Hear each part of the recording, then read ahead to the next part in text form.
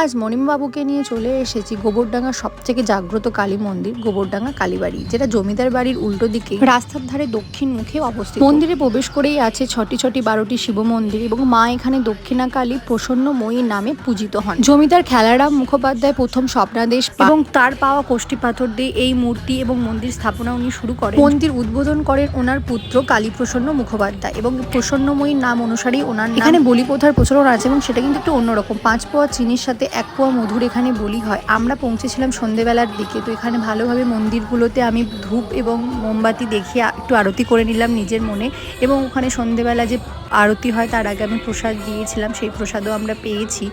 মণিমা, আমি, বাবু সবাই মনের ইচ্ছা জানালাম এবং মাকে একটু আরতি করলাম। এখানে গেলেই কিন্তু মনটা খুব শান্তি হয়ে যায়। প্রথম আমি গেছিলাম বিয়ের পরে একদম আমার হাজব্যান্ডের সাথে, তারপরে ভাই এসেছিল, পয়লা বৈশাখ শুরু করেছিলাম এখানে পুজো দিয়ে, তারপরে মায়ের মুখ দর্শন করে আমরা আসলাম। তোমরা কিন্তু অবশ্যই যেও।